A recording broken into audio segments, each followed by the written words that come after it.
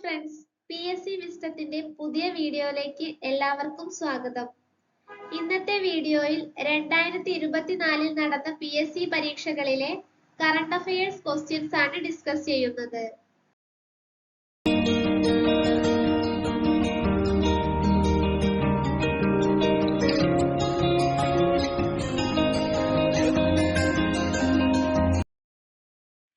India വികസിപ്പിച്ച പുനരുപയോഗിക്കാവുന്ന ബഹിരാകാശ വിക്ഷേപണ വാഹനത്തിന്റെ പേരെന്ത്?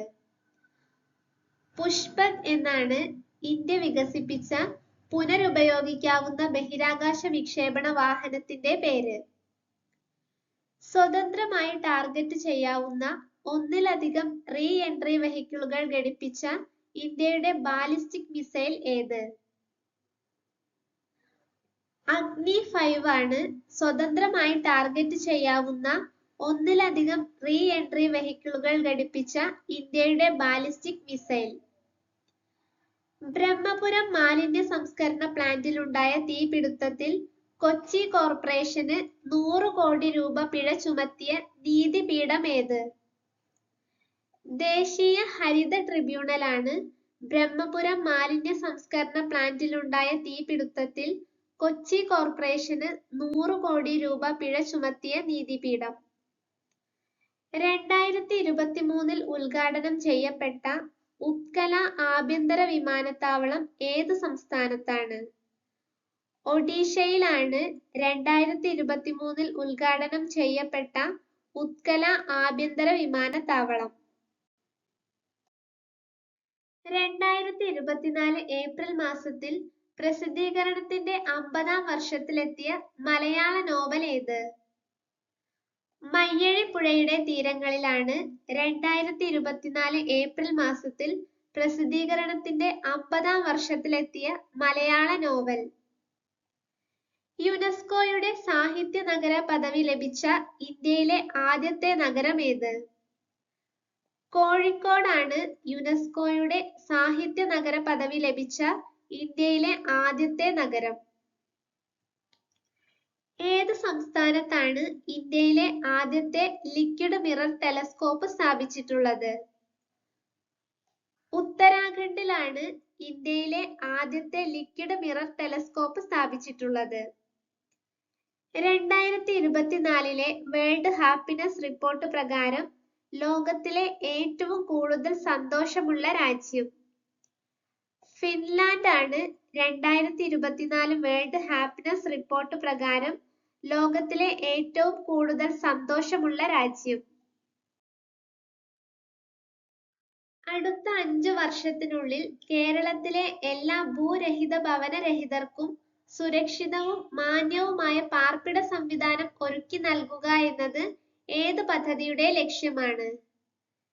ലൈഫ് മിഷൻ പദ്ധതിയുടെ ലക്ഷ്യമാണ് അടുത്ത 5 വർഷത്തിനുള്ളിൽ കേരളത്തിലെ എല്ലാ ഭൂരഹിത ഭവനരഹിതർക്കും സുരക്ഷിതവും മാന്യവുമായ പാർപ്പിട സംവിധാനം ഒരുക്കി നൽകുക എന്നത്. ദേശീയ മനുഷ്യാവകാശ കമ്മീഷന്റെ നിലവിലെ ചെയർമാൻ. ജസ്റ്റിസ് അരുൺ കുമാർ മിശ്രയാണ് ദേശീയ മനുഷ്യാവകാശ കമ്മീഷന്റെ നിലവിലെ ചെയർമാൻ.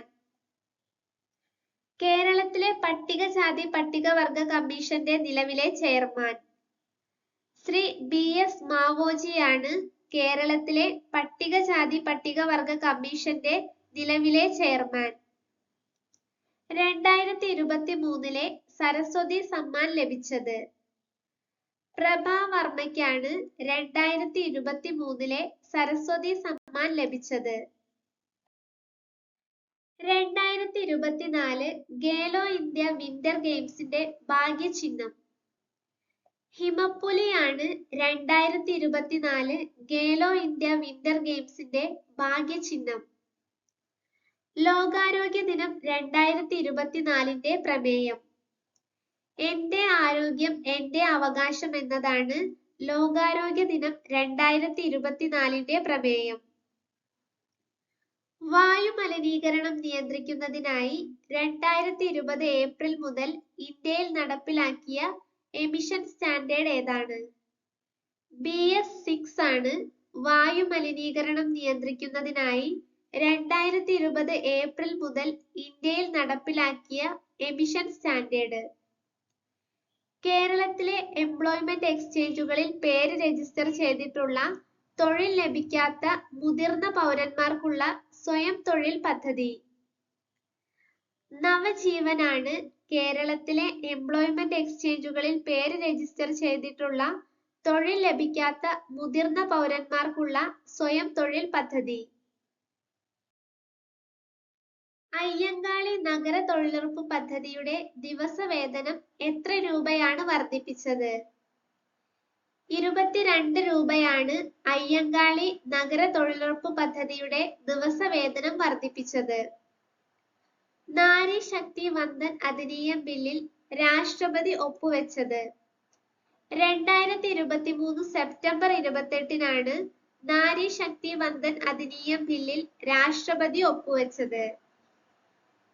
ഇന്ത്യയിലെ ഏത് സൈനിക വിഭാഗത്തിനാണ് പുതിയ പാർലമെന്റ് മന്ദിരത്തിന്റെ നിലവിലുള്ള സുരക്ഷാ ചുമതല?